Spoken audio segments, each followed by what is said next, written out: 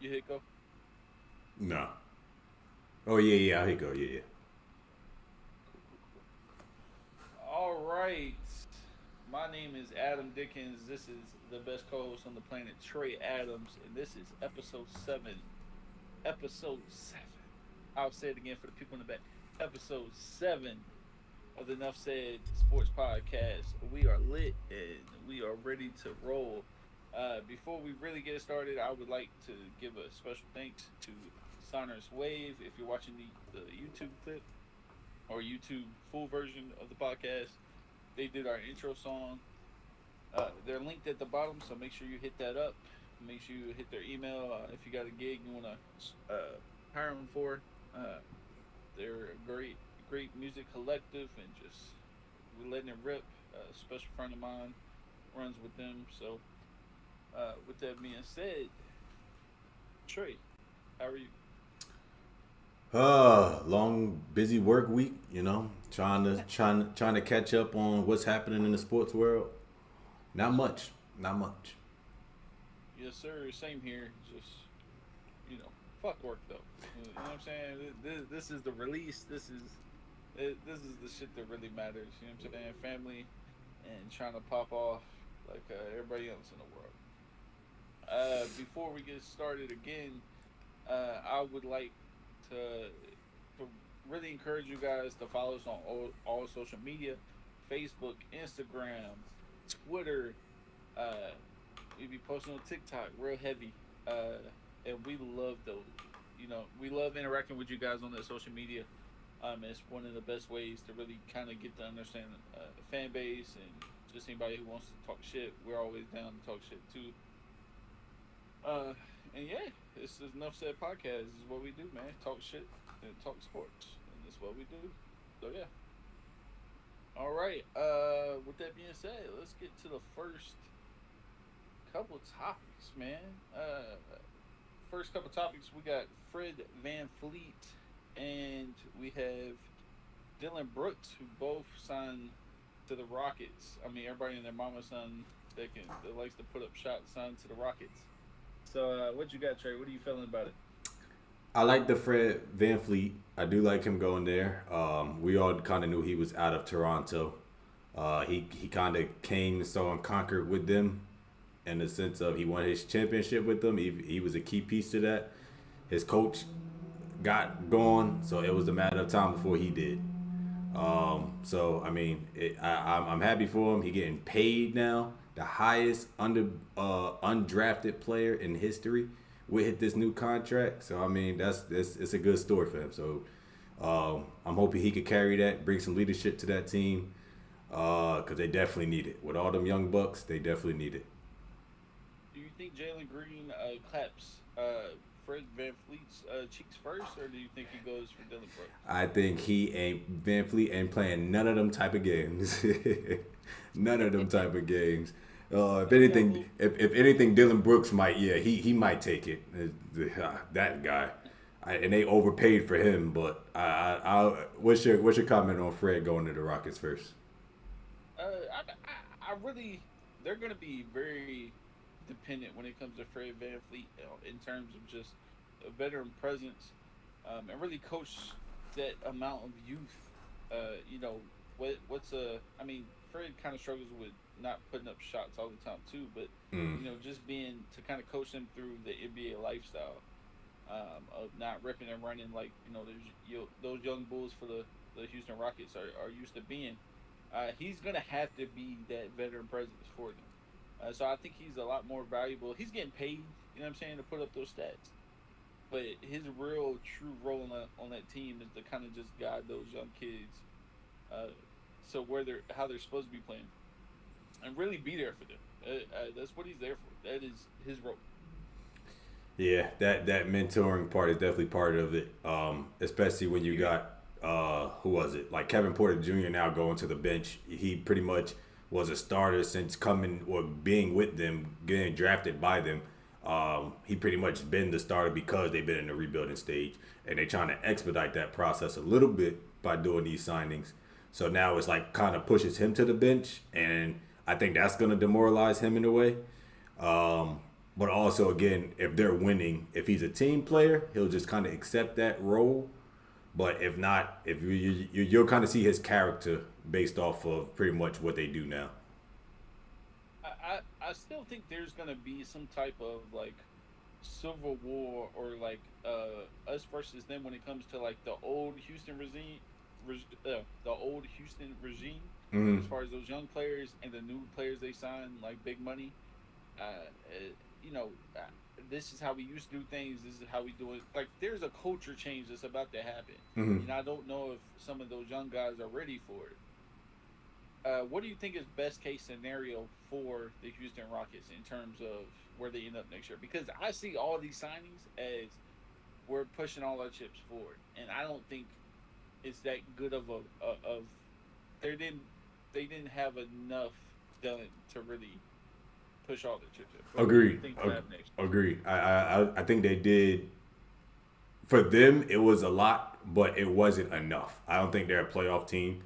Um, I kind of see them as what Minnesota was last year, in a sense of they may not squeak in the even play-in tournament, and if they win a couple games in the play-in tournament, then so be it.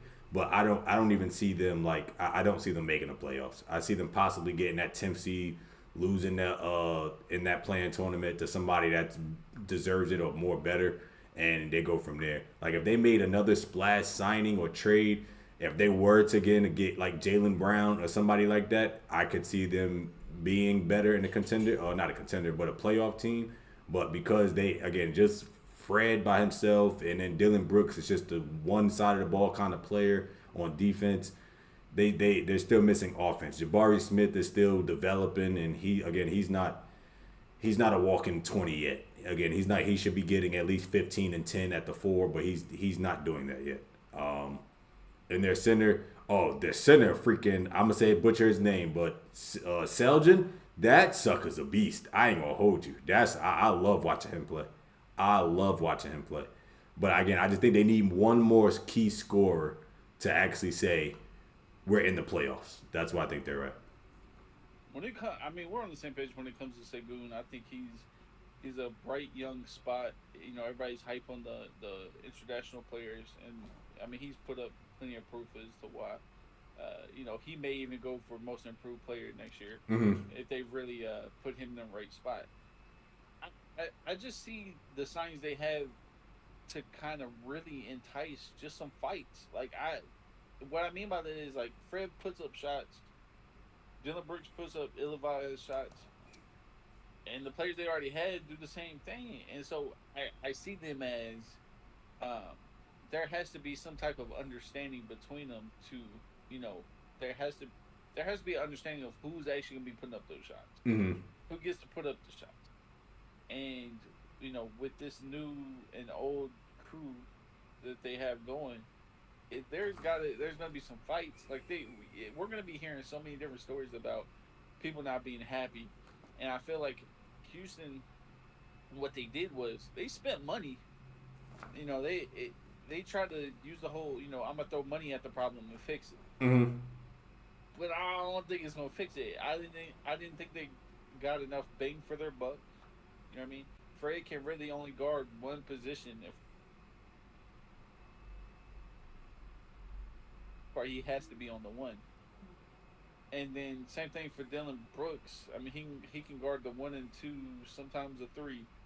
But you know, the for the most part, this whole team is pretty small on the you know additions. I would say, and didn't get as much bang for the buck as what a lot of teams want. Well, they definitely paid for Dylan Brooks. That was an overpay. This guy's not worth 20 mil a year. I'm sorry. Yeah, he's not. He's not worth 20 mil to play just to possibly play defense and talk trash, and get 4 or 5 fouls or maybe get teed up every other game.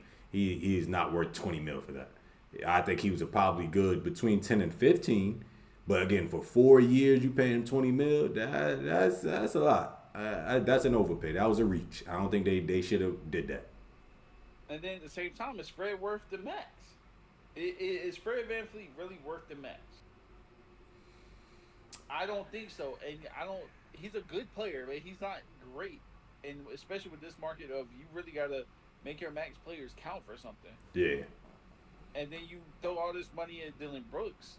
It just seems super inefficient way to really base a team around, those players. I don't, I just don't see it happening. And is Jalen Green, is he gonna be what this team is based off? Who is this team based off in the first place?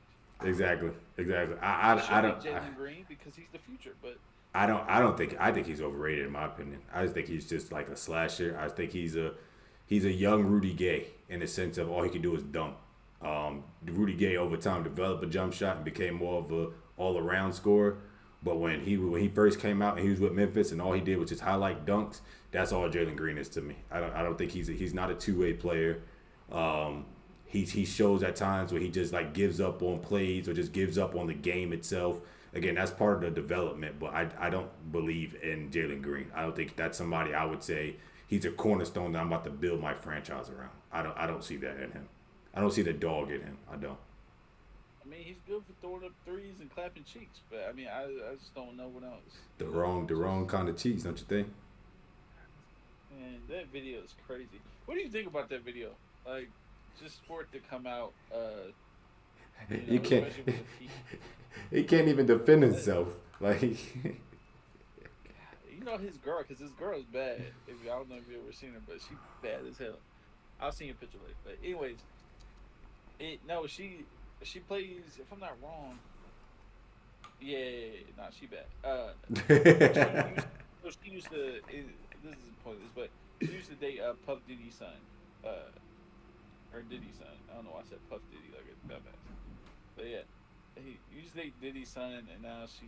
Fuck. Let me sing right now real quick. We'll make this. Go ahead though. Well, yeah, what do you think about the situation?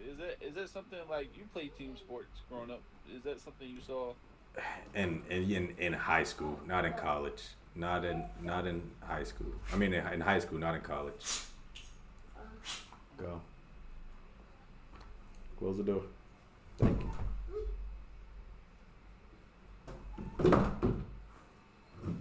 I don't see her on the profile, so they might have broke up. I would say I saw it in high school, like as far as playing football and playing like slap ass in locker room. Like we had this shit where like you turn the locker room light off and like you just start like slapping each other's asses and shit. I didn't like that shit. I don't play that. But like I get the team camaraderie, or I guess there was just ain't nothing team camaraderie about this dude humping the shit out of his freaking man. Ain't nothing about no team. No, hell no. My man was stroking the shit out of him, bro. Like he was getting some anger thrust. Like it wasn't even like normal like thrust, bro. Like it was. I'm angry, I'm taking it out. I've been wanting to do this for a minute. An attitude adjustment, dog. That shit was crazy, man. I've been wanting to do this for a minute. That's what it looked like. Grand Pooba said Otani. a random comment about Otani. He's the GOAT.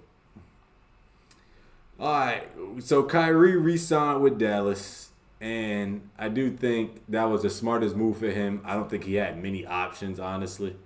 Again, everybody's was over the cap. They really didn't have the money to pay for him. It was either going to be a sign and trade, and most likely Dallas was like, yeah, that's not happening. So he kind of took what his best option was if he wanted to get paid, let alone, again, he didn't really have the full season with Luka. I think it is unfinished business on their side.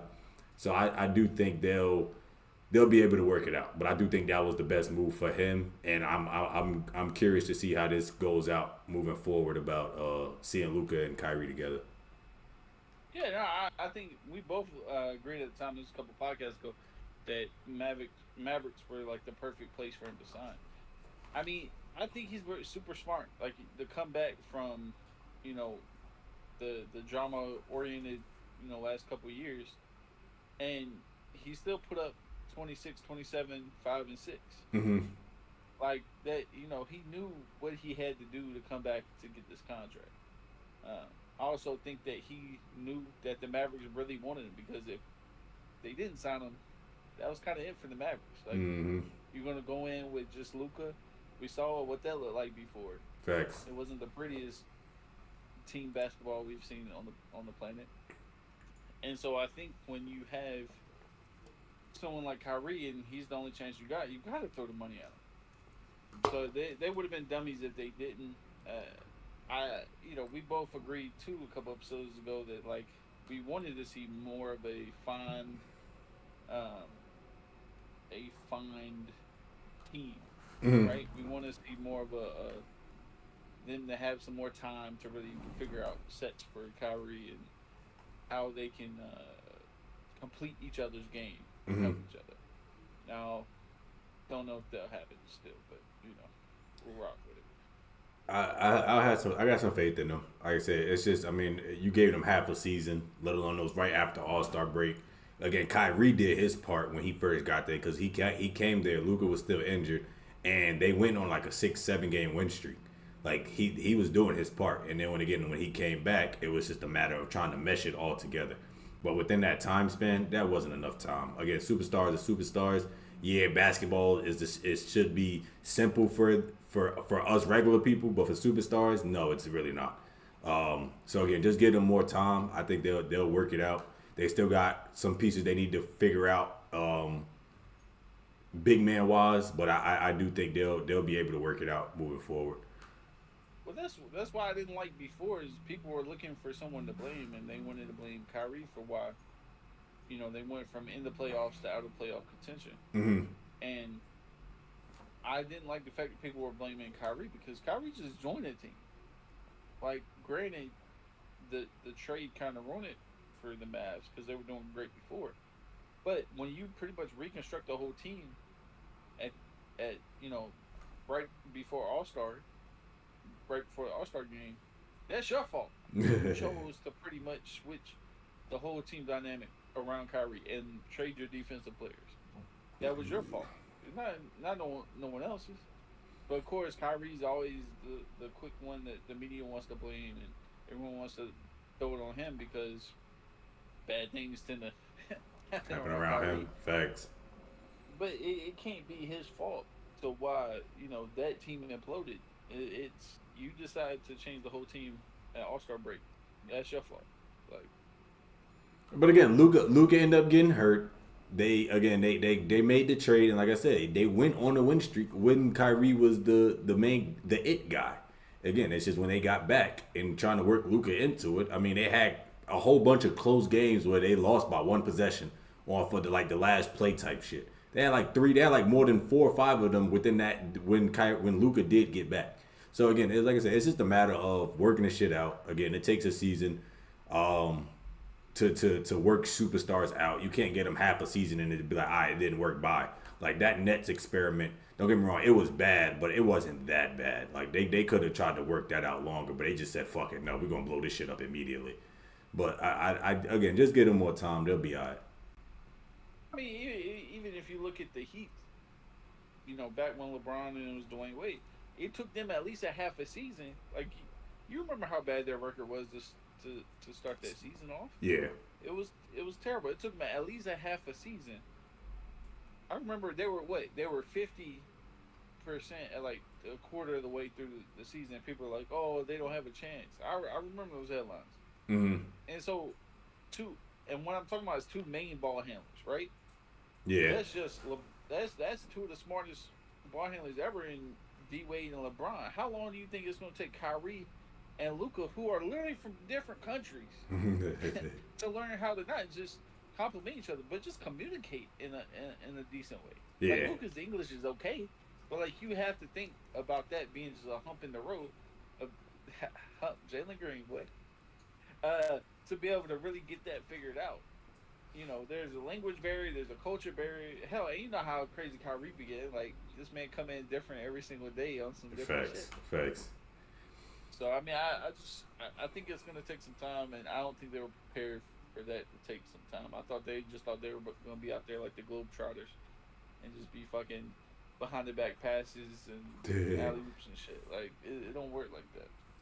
But But anyway, and speaking of behind the back passes, shout out to LaMelo Ball. Bruh got the bag this summer. Oh my God, that extension, 5-year, 260 extension. Oh my God.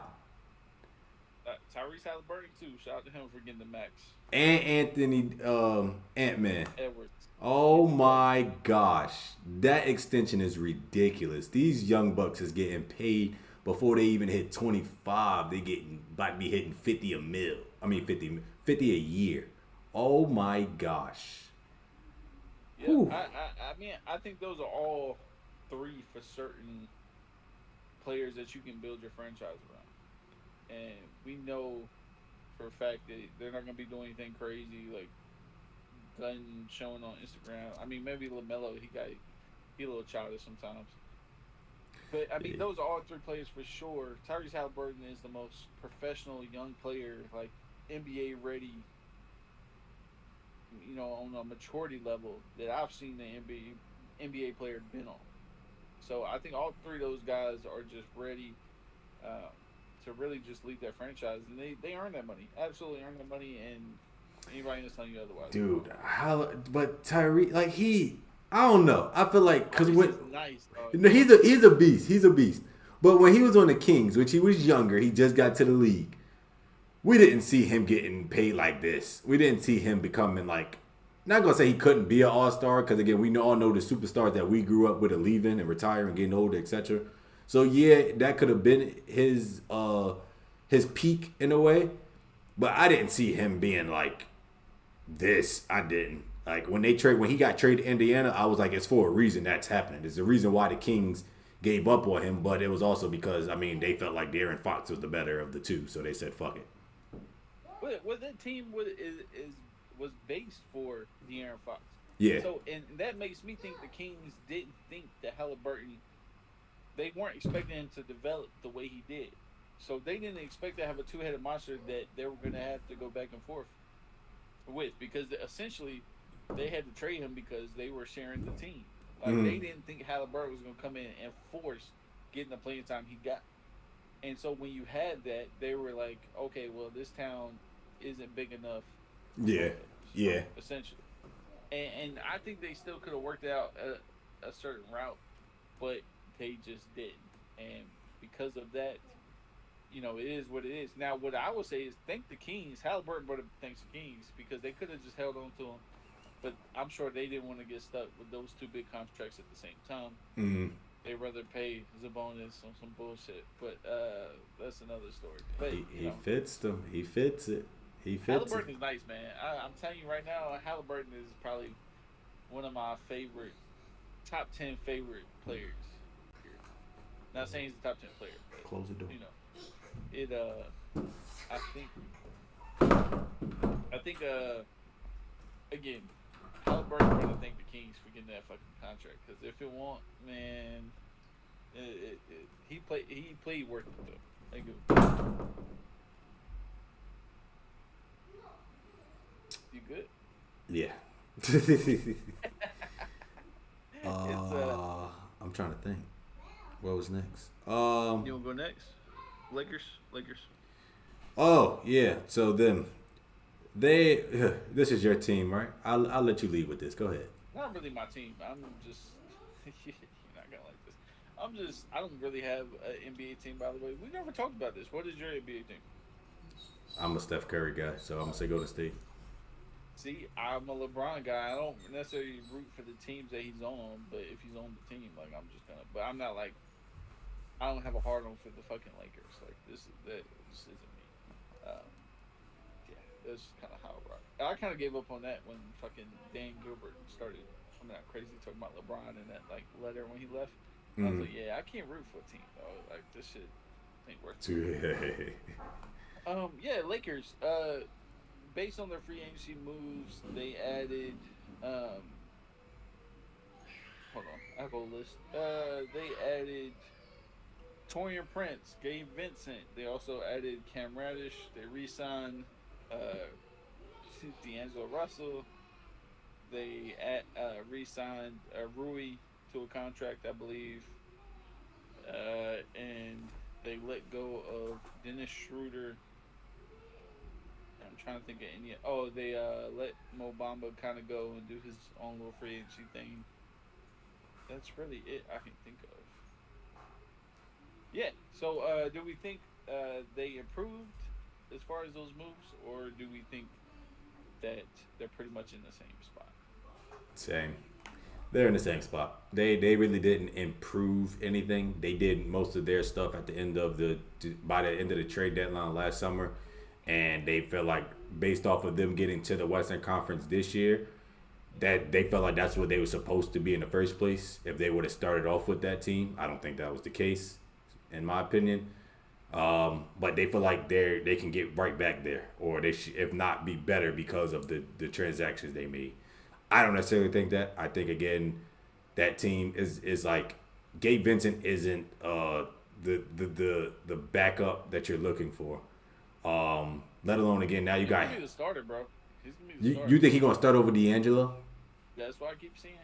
I'm not saying he should be. I'm just saying that's what he is. I mean, regardless, it's like I'm not worried about neither of them two in the playoffs. I feel like because again, in my opinion, Gabe is a better shooter, yes, but again, you don't know. I mean, you don't know what you're gonna get from him. And I think when you need him, I mean, it was only one finals, his first time there and all that. So I'm not gonna hold that against him. But again, you don't know what you're gonna get out of him. So I don't necessarily think that was a big upgrade. They were supposed to re-sign Uchimura and Austin Reeves. If they would let either of them walk, LeBron would have been pissed and been bitching all over the place.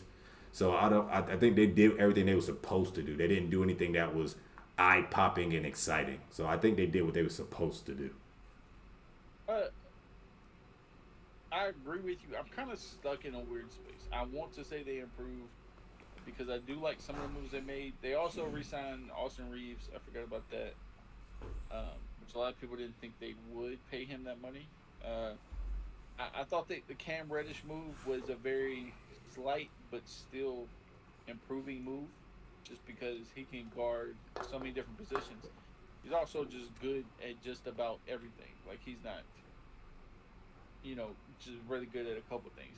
He's just an overall good basketball player. I think that Gabe Vincent, Ed gives a little bit more attitude to that group. Like Dennis Schroeder, them letting Dennis Schroeder go, I was kind of surprised because to me he played good defense on Steph. He did a good job on. He was the only one out of him and D'Angelo Russell that could guard somewhat Jamal Murray. So I was kind of surprised that them letting Schroeder go. I kind of get it. Like I'm not super sad about Schroeder being let go at the end of the day. I just thought they would choose Schroeder over D'Angelo Russell just because of how bad D'Angelo Russell did in that Nugget series. He did absolutely terrible, especially when it comes to just guarding, and his shooting was terrible too. He just had an overall bad series. With that being said, I mean Torian Prince signing him, which again he's not a big name, but he can guard multiple positions too. I see them getting a lot bigger in terms of in that wing spot, a lot bigger, a lot better. And just players that can overlap in skill sets that can do just about a little bit of everything. You know what I mean? Like just about everything. And so I think they got bigger. I think they got a little bit more savvy as far as, people that can just do a little bit of everything. That's where I think they got better.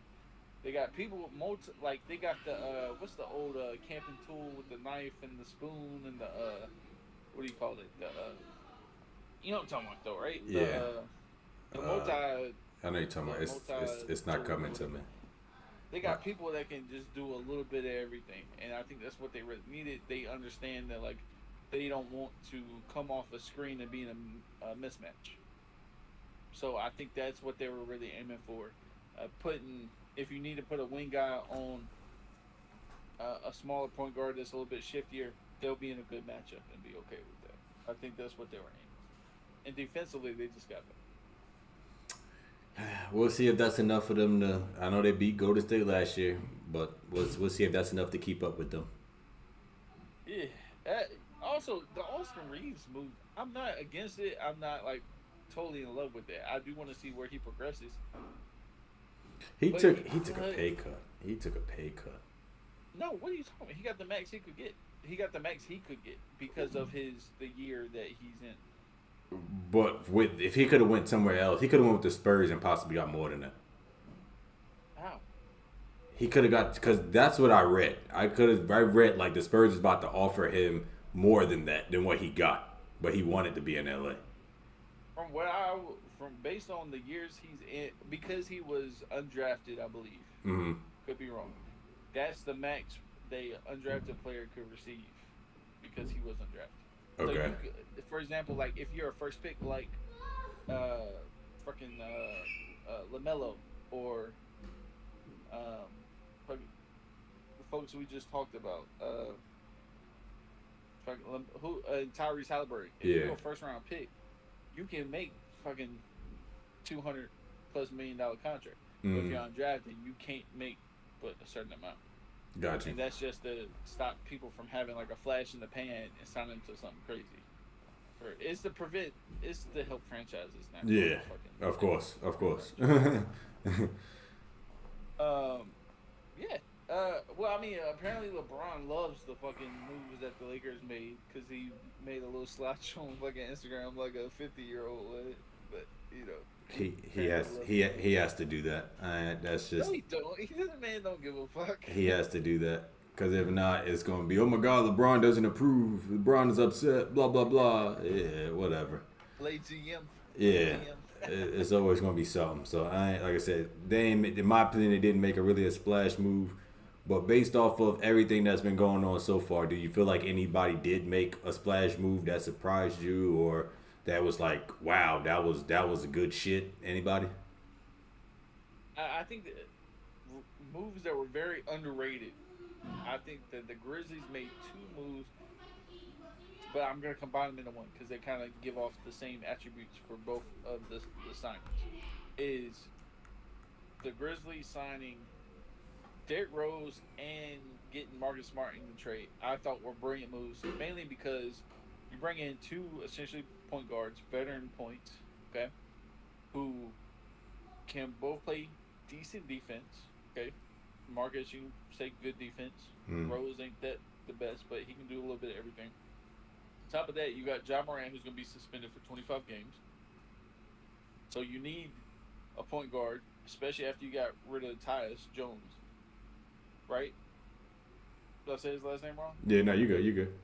So you got rid of Tyus Jones. So you need 2 point guards. You got 2 veteran presence guards who can not only just play, but they can guide that team like a veteran should do. On top of that, you just have both of them have playoff experience, like that know what to do, when to crank it up. You know what? I think also Marcus Smart and Derrick Rose are really good as far as like reading the room, as far as like what the team kind of feels like in a coach's kind of way. Mm-hmm. So I give them that. I mean, Derrick Rose is the ultimate backup point guard that you really want on your team, and you know I think he just provides a lot to the team. Also, you have a point guard who's been in a similar spot as Ja Morant. Obviously not the same reasons, but they've been on top of the world before. And right now, Ja, because of his trouble, he's been at the top of the world, but he's going through some obstacles right now. Derrick Rose can kind of coach Ja Morant through those things. And that's why I really love those moves. Not only just good financially on the basketball side, but for just a team bonus as far as having veterans. Great move. You're about to hate me for this. They brought in that old dirtbag in Derrick Rose, like you said, to be a mentor. He ain't playing. You just called Derrick Rose a dirtbag? Let me finish. That dirtbag, he don't even touch the court. That boy ain't playing. He did literally to teach this man, I'm from Chicago. I live that life that you think you want to live. You don't want that life. Shut up and play basketball. That's what he's there for. He's not playing. I get the whole locker room scenario and leadership. Yes, he's there for that as well. But he's really there to tell Ja Morant, shut up. You're not about that life. Play basketball. Do everything I could have did, but I got injured. On top of the simple fact, teach him how to be safe with his body in the sense of this guy's just a high flyer. He wants to bang on everybody like how I used to. And look what happened to me. And if you don't stop what the hell you're doing, you're going to end up like me.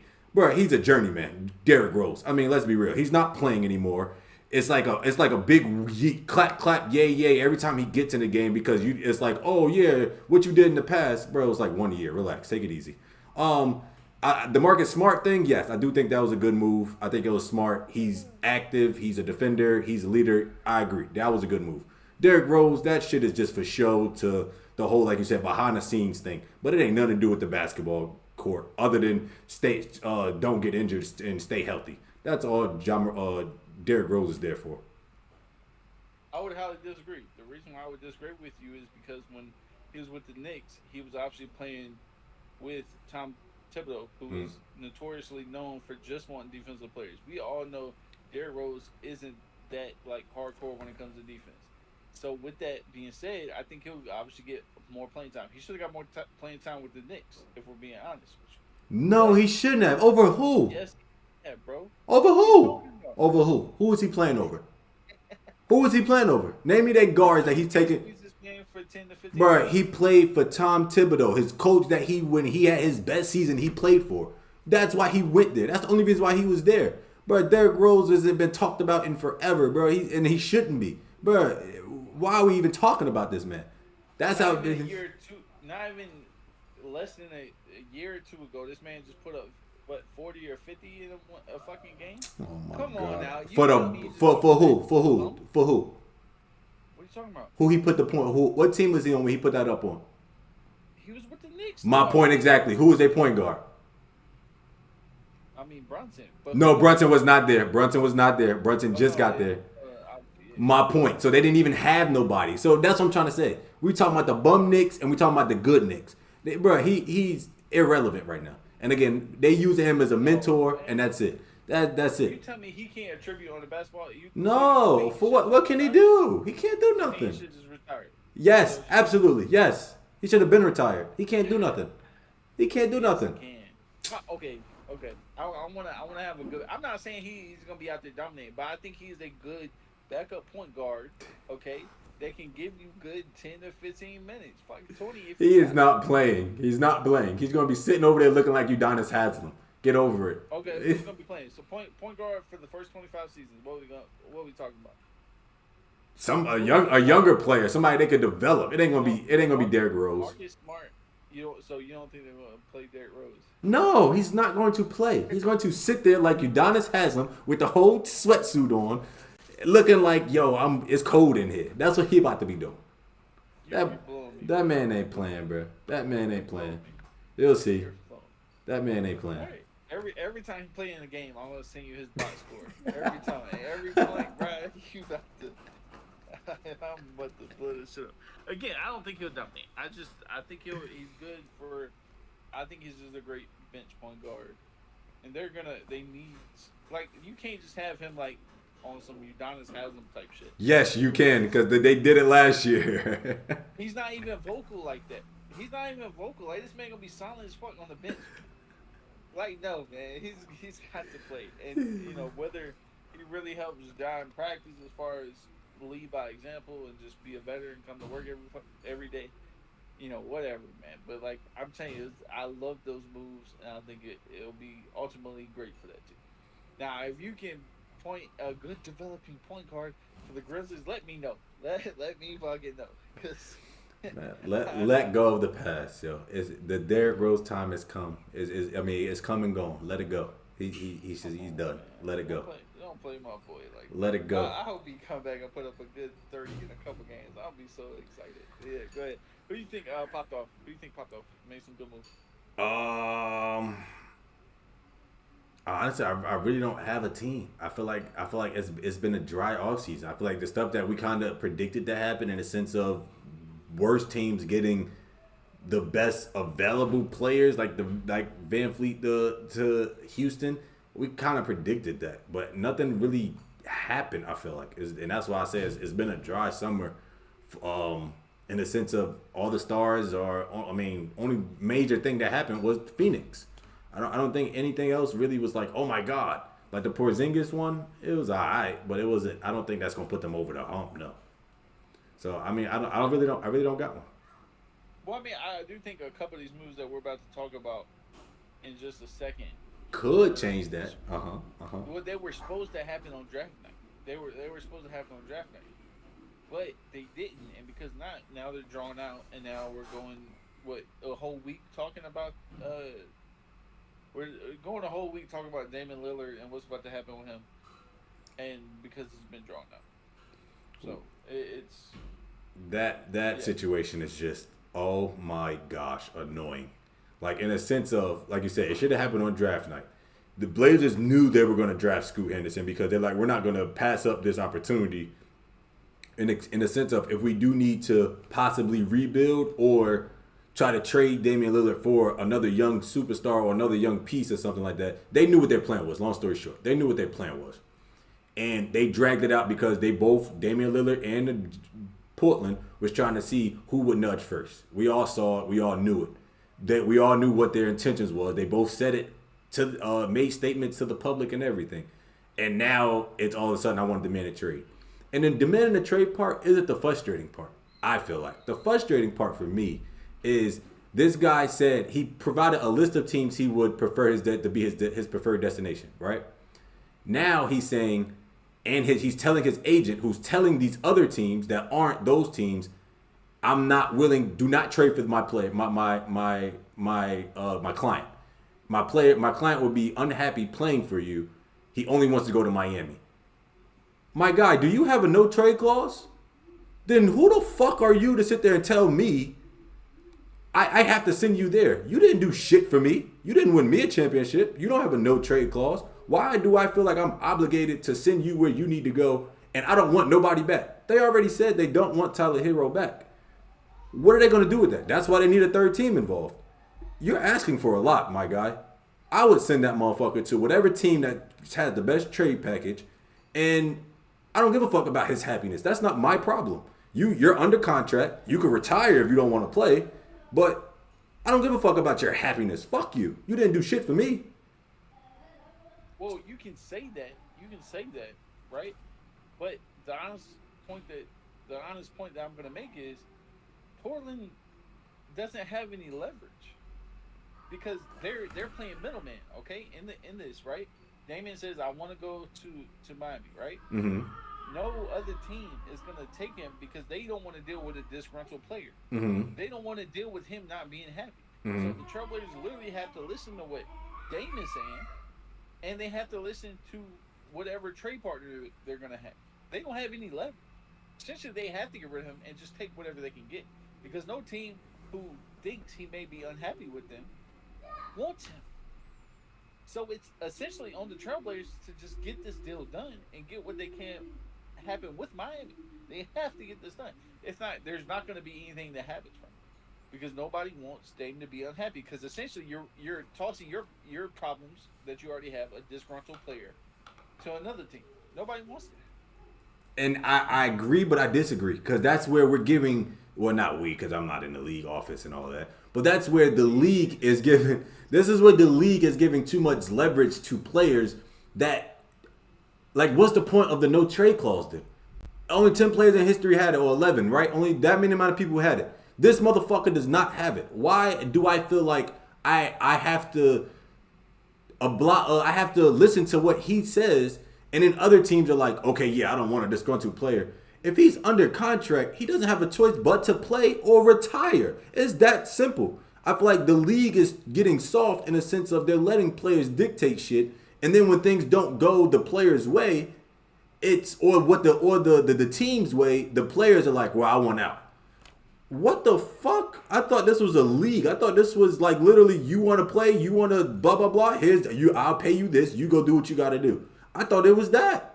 I feel like it's too much baby and there's too many divas in the league. And now I feel like Damian Lillard was never the guy to show his ass. I fucking love Damian Lillard. The way he played, the way he carries himself as a person, I fucks with him. But right now he acting like a little baby back bitch in the sense of you're trying to dictate something that necessarily you're not old. You're not old to go to the destination you want. You don't have a no trade clause. I don't have to do what you tell me to do. I just think he's not entitled to that. Well, I think what Dame is doing now is essentially he's saying I could have did this the whole time I was here. And essentially, I'm gonna create a metaphor, okay? So you have a girl that you just started dating, and for months and months on end, you're like, hey, I don't like how this is going in our relationship. I don't like how you post negative pictures on Instagram or whatever disagreements you have. And you keep saying things, and they're not listening. right? Mm-hmm. And you know this is what you want. You keep saying things, and she's not listening. The team's not listening to Dame for years to come, and couldn't create a winning team with him on board.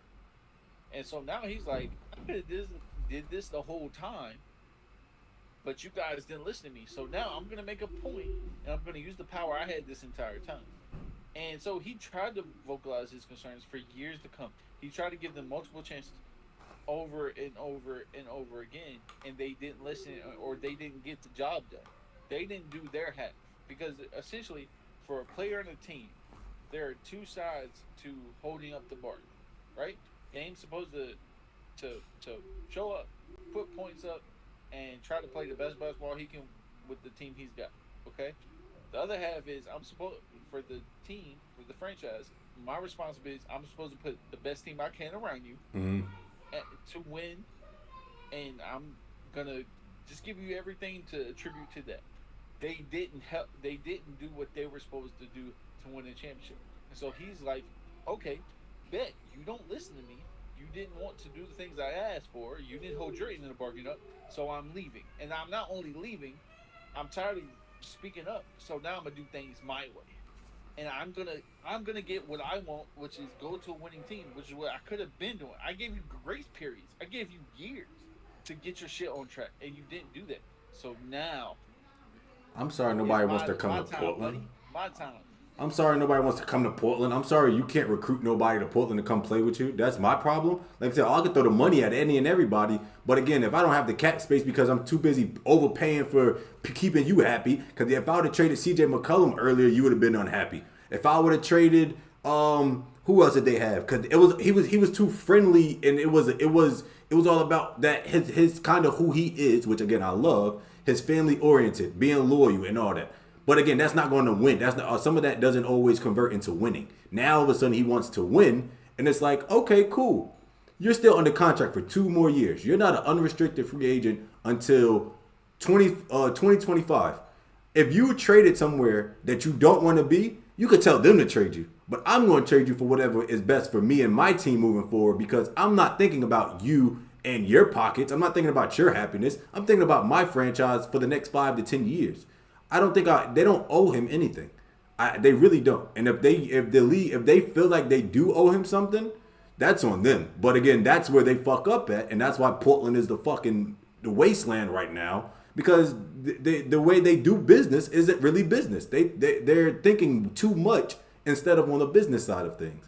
And again, it's kind of showing with this whole process. It's showing because again, they should have just traded his ass during during draft night. If you was going to draft Scoot, you should have just traded him.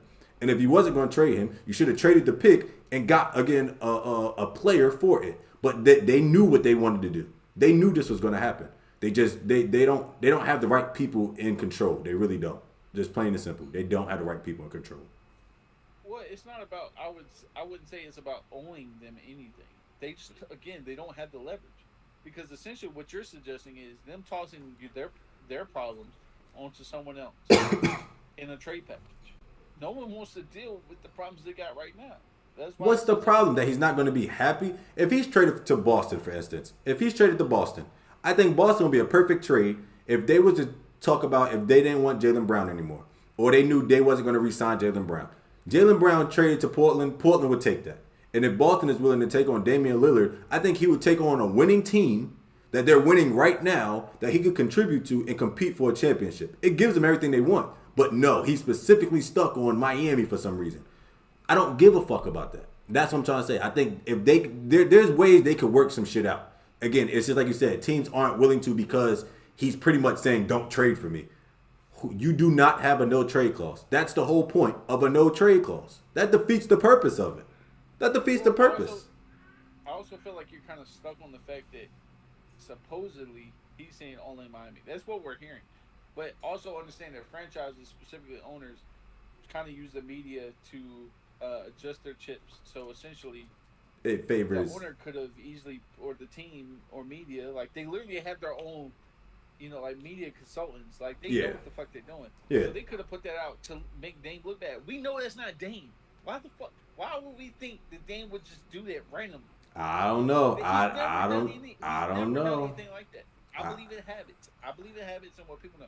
the Trailblazers, they put out multiple fake rumors leading up to this, right? Mm. Have they not? Mm. It's clear. How many off seasons have we heard about? Oh, Dame wants to leave. I'm telling you right now, they are trying to manipulate the media in a way that makes Dame seem bad. But we know who Dame is because Dame stayed the same the whole time he's been with Portland. I agree. And And also Dame also is the person to speak up. If he's read enough shit about him, he's also the type that he'll speak up and he'll set the record straight. He's always been that type. If it's multiple shit, multiple, like he's like, I didn't ask for that trade. Don't believe shit nobody said. He's that type of person. That's why I fucks with him heavy. That's why I do. But now I do think he is playing puppet master. I do think he is behind this. I do. I do. and I'll push another thing is too. I'm pretty sure Dame watched the Nuggets and Jokic get a championship Mm. and be pissed because that's how he wanted his narrative, his story to play out. Agreed. He wanted to be with a franchise for 8 years, and at the end, in the middle of his NBA journey, to get a championship and let that hard work paid off that he spent all that time with the Trailblazers. He wanted that to happen. The fact that it didn't happen, he's like, it's you guys' fault because I haven't changed this whole time. I've only gotten better, and been one of the best point guards, top 70, voted top 75 player, I believe, and they didn't hold up their bargain. So I'd be pissed too, man. I'm using all my leverage. I'm pulling a LeBron, like, man, I'm getting out of here and I'm getting it how I want it. And that's the only reason why I'm Team Dame, to be honest with you. I with all of this though, I do think it's in a hard position to make something happen. I honestly feel like I know I said before I wanted Dame to go to Miami. I called this a couple weeks back. Mm. I don't know if you remember, but I said him and Jimmy on the team would be great. But because Miami just doesn't have enough, it's not a good trade. Like, you don't have anything. If you trade Bam or you trade Tyler Hero, there's nothing to back you up. And granted, they're great at doing, raising undrafted talent. But I can't bank on that, and it's an ugly team if they do trade Hero or Bam, especially Bam. Now, if you trade Hero, I'm kind of like cool with it, but you trade Bam, man, I'm out on the Heat, to be honest, because I envision Jimmy, Bam, and him, and some of the undrafted talent. I can work with that, but I can't work with Bam being gone because to me he is Heat. And that's what I'm saying. So now you want something unrealistic. So if he is the behind the scenes telling his agent XYZ and all this stuff, now you're trying to push something that's really unrealistic or it can't happen because, again, contract wise, it just doesn't match. Let alone Portland already said they just do not want, Tyler Hero is not going to fit their system, which it won't. They already got a 2 guard and they already got their point guard of the future. What is Tyler Hero going to do? Make the man just put up shots, dog. You're not gonna win the championship anyway. You're not going to the playoffs. You're not, exactly. So what is he gonna? So what is he gonna do with you? I already got somebody who averaged more points than you at the 2, and I got my point guard of the future who's projected to be better than you. What are you gonna do? You're not coming off the bench, not making that much money. So what are you gonna do? It's no point for him to go to Portland, and that's what they're trying to say. We're like, look, we're trying to get you to Miami, but we need another team or another teams to help out with this because there's no way they have enough. But you're just stuck on, if he is doing this, he's stuck on, I want Miami. I want to go to Miami. I want to go to Miami. I think Philly would be the perfect spot for him, bro. 100% think. And let's just say you trade hard, like literally just do an even swap, maybe give a couple draft picks extra on top of Harden. I think that's perfect. I think that is perfect. I mean, Harden don't want to be with the Trailblazers. We know that, but like, who cares? I mean, no, they would trade him. It would be a 3-team trade, and he wouldn't stay there. He would not stay there. I think that would be perfect. I would love to see Dame in that Embiid screening 2-man game. Like, I just would love that to the end of the earth. Where do you think he eventually ends up to with this whole debacle? He's gonna end up in Miami. It's just like I said, it's gonna be another team that's gonna have to step up and offer something that's gonna please everybody. Because again, they don't have enough trade assets, and the with the cap and everything, it doesn't match. So they just need another couple teams maybe a 3-4 team trade. But if anybody's willing to or able to do trick trades like that, it's fucking Pat Riley. It's possible. Like again, they've done multi-team trades in the past and it worked out for everybody. Like so, if it's possible, don't get me wrong, it's possible. It's just it's going to take a little bit more time. Like I know he wants it right now. That shit ain't happening overnight, dog. That shit's gonna take some time. Well, I definitely think the longer it goes, I think the better it looks for the uh, for Miami. Yeah, Because the clock is essentially against the Trailblazers. Like they have to, no matter what, they have to get it done at some point, right? yeah, And it's Miami's again. Miami's got all the leverage. They are the destination that he wants to go to. So they get all this support. And Trailblazers are left hanging. They don't understand how much of a disadvantage they are at the time, but they have to get it done in some type of fashion. If I'm the Trailblazers, I get what I can get and just trust that Scoot is going to lead the way from here on out. That's what I would do. I feel like if you try to be hard headed and try to ask for more than what you can possibly get, I think it makes them look like they don't trust Scoot or the future with Scoot as much as what they should. And I feel like you just give the confidence in him and just rock with it and just get this over with. Because the faster you get this over with, the better it is for you. yeah. Like you can finally move on. Like this is a long time coming, right?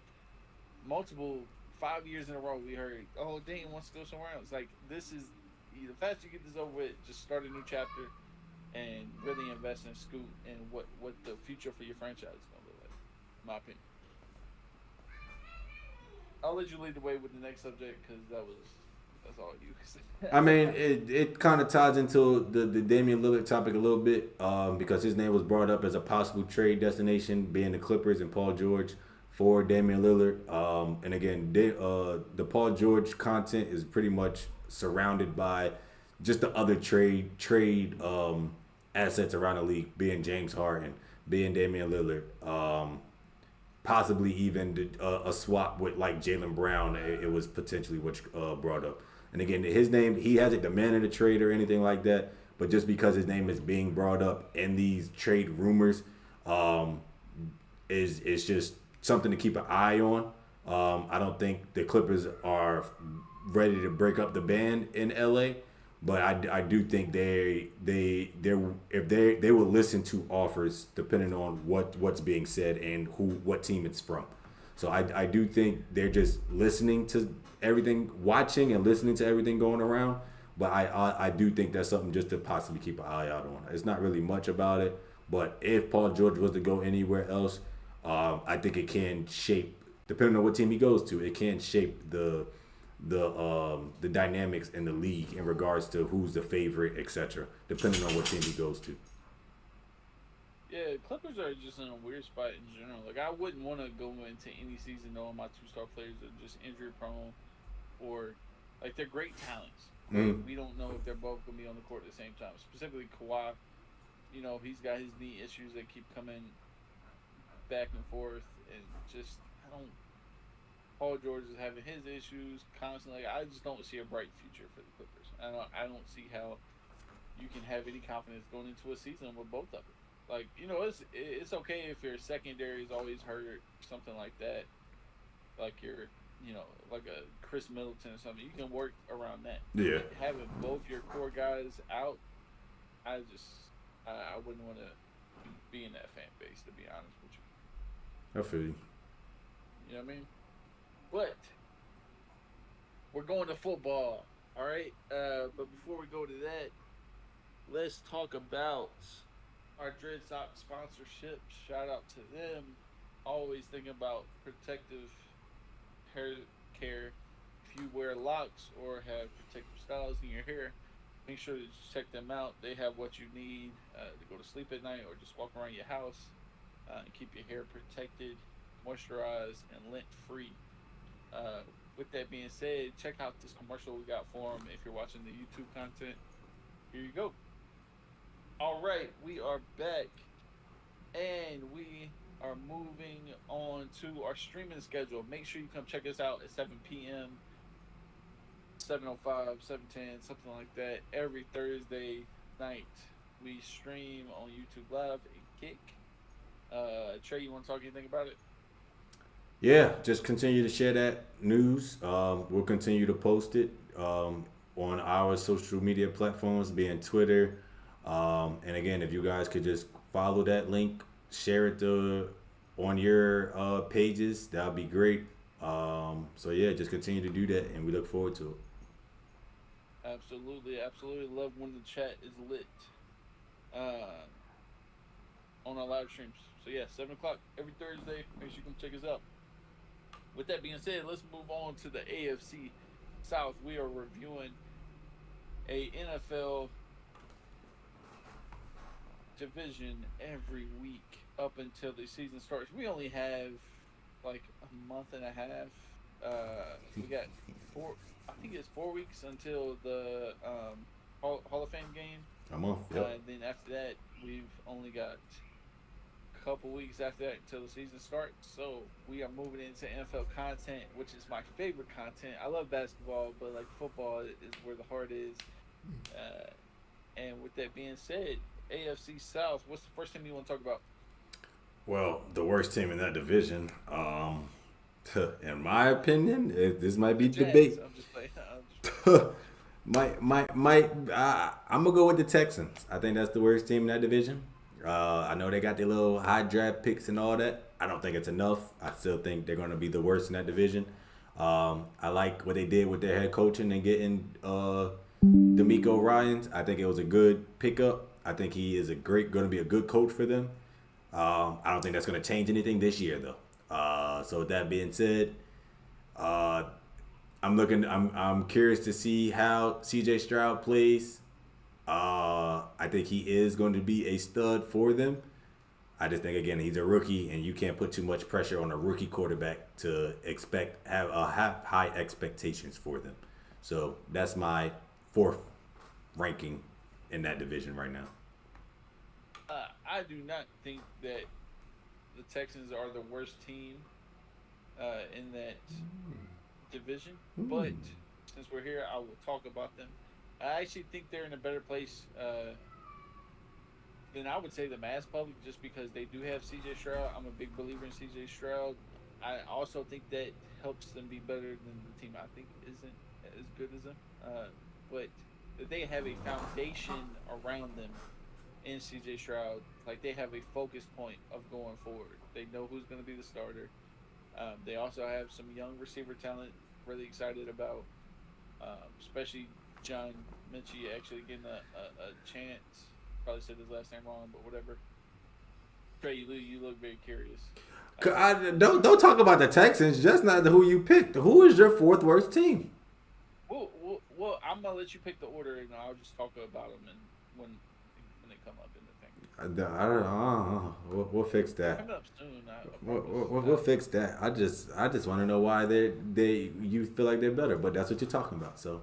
Well, I purely just think C.J. Stroud is going to have a really good rookie season. I think that's going to make them stick out a lot better than how a lot of people anticipate. A lot of people anticipate them playing this season.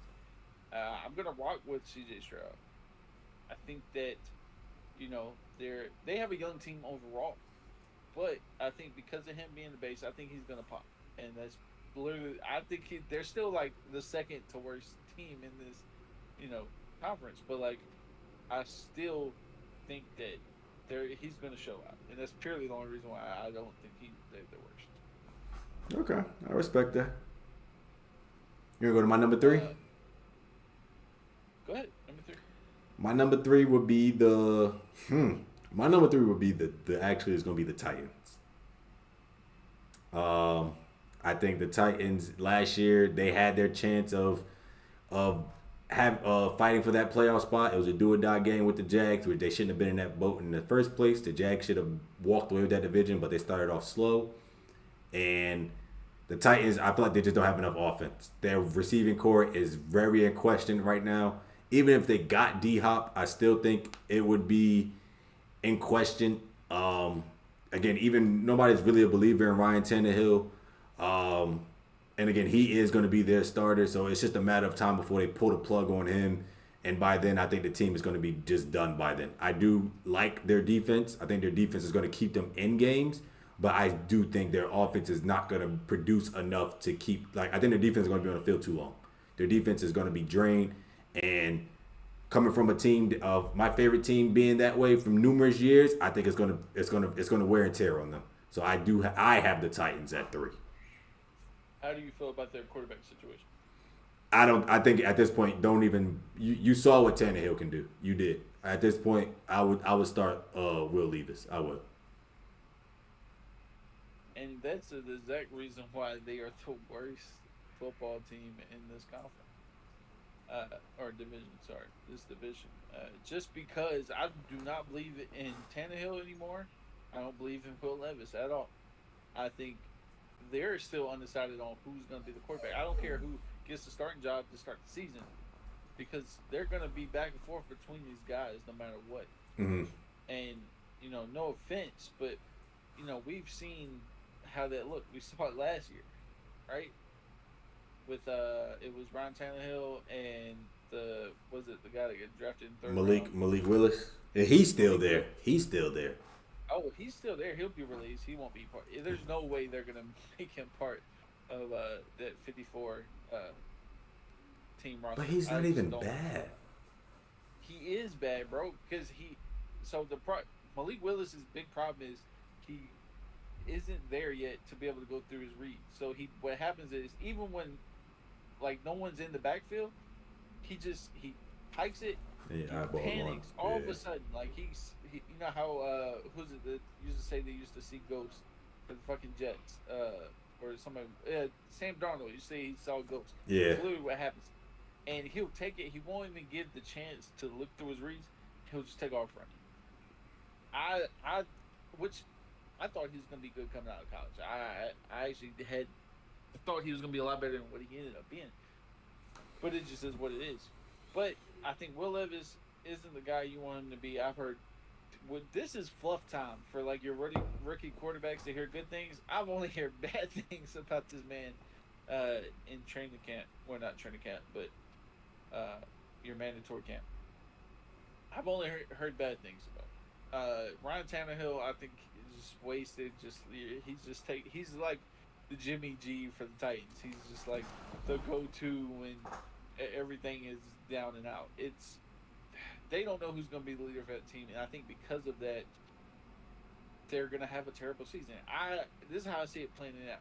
Okay, they go into the season. Of course, they're going to run Derrick Henry 5,100 fucking times.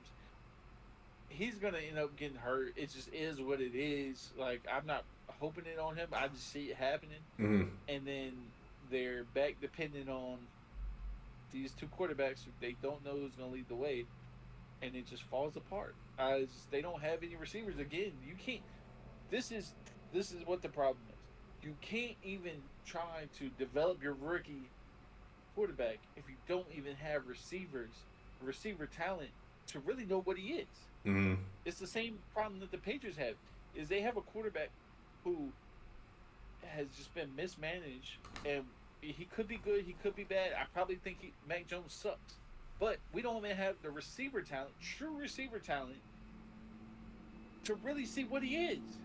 So you never get to see what he is. So go ahead, say something. The Texans have a better receiving core than the Titans right now. Absolutely. I think it's both the same. I think they both trash, but no, Titans is bad.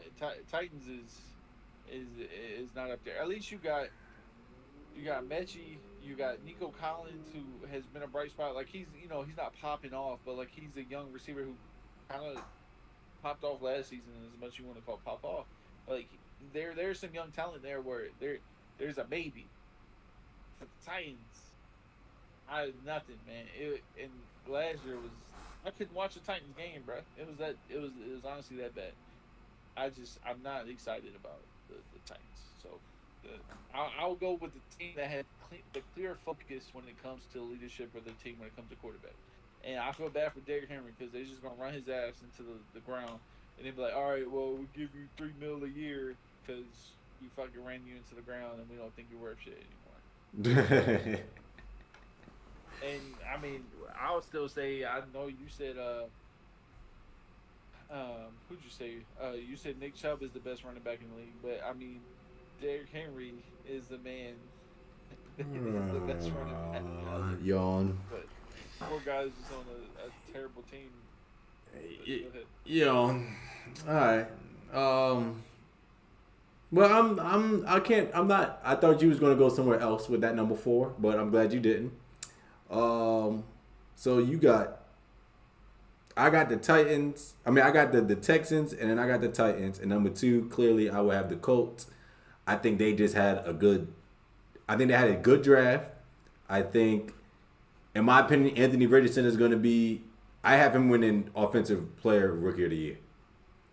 I think he's going to be a stud in this offense. I mean, they have a good offense around him. They got players. The only thing they gotta fix or hopefully can hold up is that offensive line. But everything else around him, he has a decent receiving core. He has one of the best running backs in the league, and Jonathan Taylor.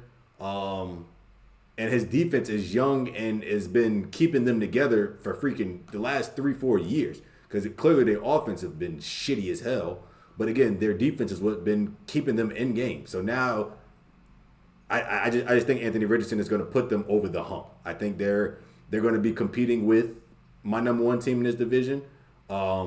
If Anthony Richardson could live up to the expectations that I have him for, but I do think in general they're going to be the second best team in this division. I'm on the same page with you. Anthony Richardson, I think it's going to be 2 outcomes. I hope he pops off. I really think he will. I think he will. It's going to be a little rough maybe to start, or, he might have a couple good games to start with, but there's going to be a rough transition phase for him. Mm-hmm. But I still think he'll end up having a good season overall.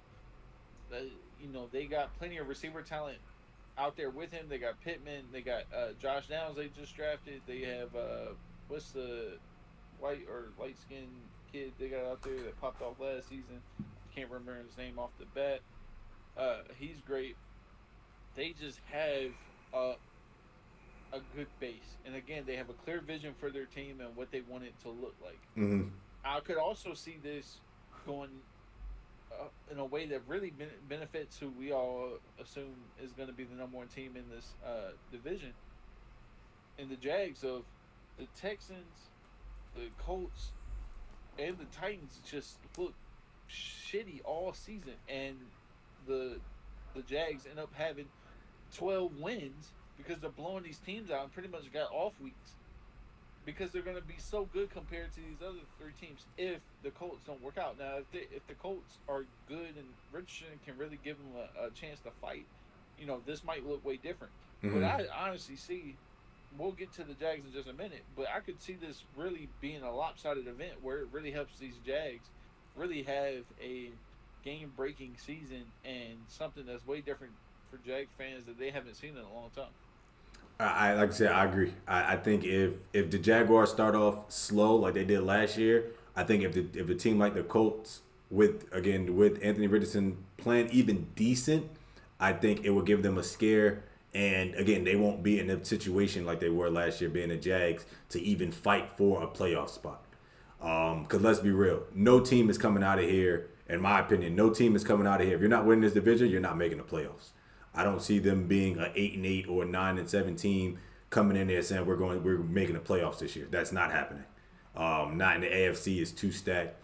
It's only going to be division leaders in this division.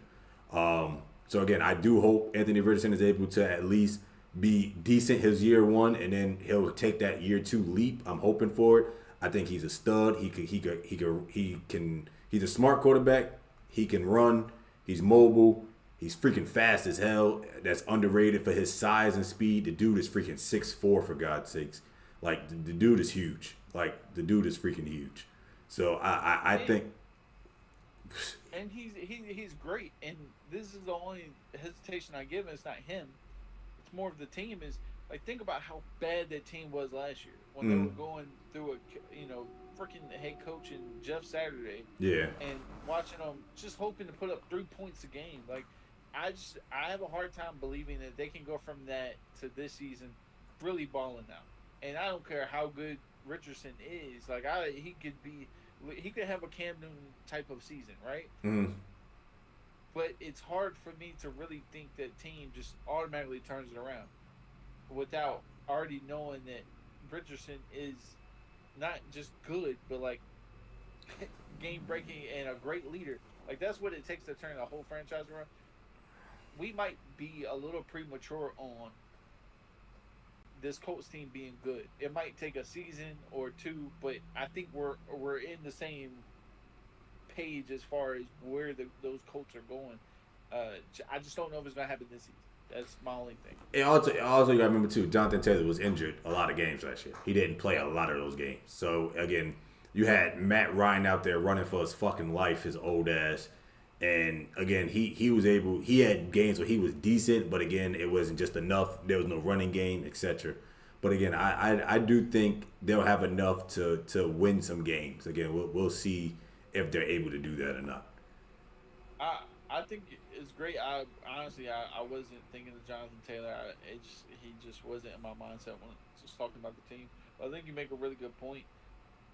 I want to see how that dynamic goes as far as run versus pass ratio, and how often are they going to expect Richardson to run. Could be nasty, man. I'm just saying, if you got an option with him and Jonathan Taylor, oh my God. Like, you don't know who to tackle. And like I said, they both fast, both got vision. I'm just saying, watch out. Watch out. For the viewers out there, I think that's a big key to really watch out this season. Is how is Richardson developing as a player?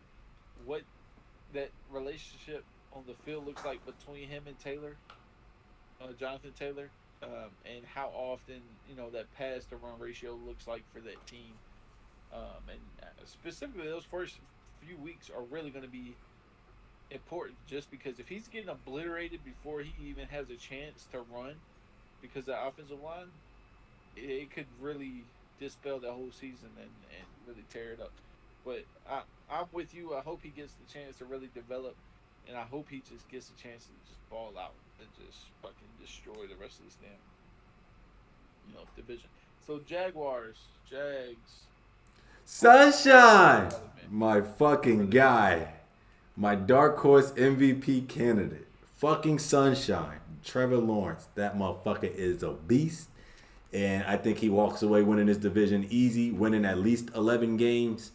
And I think, again, that offense being his second year under Doug Peterson, I just think it's going, like I said, you saw it click later. They squeaked by the Chargers in that playoff game, making a mean comeback. And now they got a whole another year for him to be in that offense, be comfortable. They got Calvin Ridley back from suspension. I think they're going to be freaking disgusting. I think their offense is going to be flying. Their defense needs a little bit more pass rush, because they only got Walker and is it Jack? They only got 2 pass rushers, so beyond them they have no depth. But other than that, I think their offenses was going to keep them. They're able to score points, and I think that's what they figured out. Doug Peterson's a guy that's able to put up numbers. He's able to make his quarterbacks look good. Trevor Lawrence doesn't need that, but in a sense of he can do it himself. But that just adds to it when you have an offensive-minded coach and a beast of a quarterback who knows how to make reads, who knows how to make the right plays, who can bounce back when he is making bad plays in a dump. He can shake it off and come back better. I mean, we saw him make 3 picks in a playoff game and still happen to win the shit. The guy is a fucking cannon, and I think it's an easy 11 wins for them this year. I'm right there with you. I don't know about 11. I'm gonna base 10, just kind of lower my expectations a little bit, but I'm right there with you. I mean, I'm not gonna argue over one win. And you have Doug Peterson, who is a Super Bowl caliber head coach, who's shown that he can win at the highest level. You also have Sunshine. I like to call him Terminator because this man has no emotion and just out there balling. Whether you call him Sunshine or Terminator, he's just he is what Matt Ryan was really good at when they were calling him ice cold, and he would just go out there and ball, no emotion. That's the type of guy you want. I would like him to show a little bit of emotion on as far as the leadership, but if that's what he does, and that's how he wins. I also think that I don't know. I do think it a lot of this really depends on how good Ridley is. How do you feel about Jamal Agnew coming out and saying that no one can guard Ridley in the NFL? I think that's a little bit overdoing it. I think again the year before when he was with Atlanta, he was a statistically he was a top 10 receiver. So it's not a like crazy understatement, but it is like I mean it's too soon to say that. I know that's your teammate and all. I know you see him in practice probably cooking your DBs, but I mean let's be real, who's your DBs?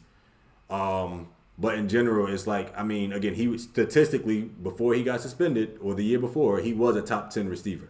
So again, to add that to that offense is going to be just even more wild, and it's going to be more eye popping and crowd oozing on. So again, yeah, I do think in general, adding somebody like Calvin Ridley to that offense is gonna pop now. It's definitely gonna pop. I'm super fascinated to see what he does with when I say he Trevor Lawrence does with Calvin Ridley, just because we really haven't seen him with like that type of talent.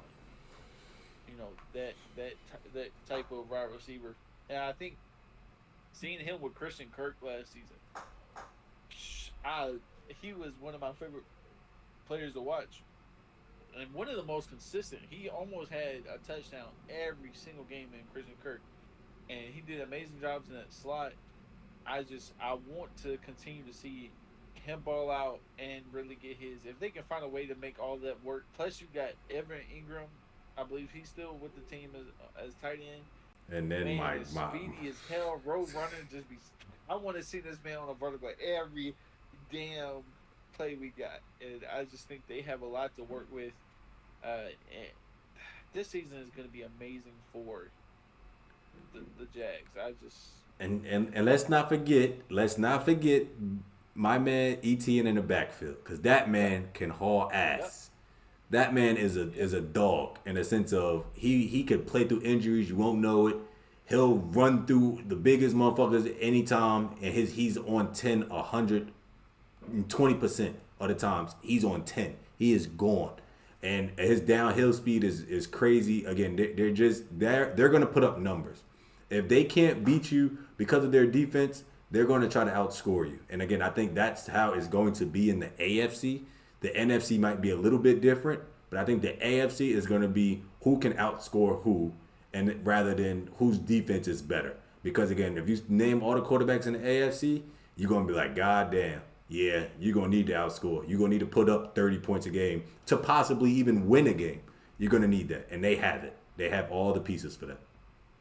Well, I think you bringing up ETN is such a great point because again, I'm on the same page as you.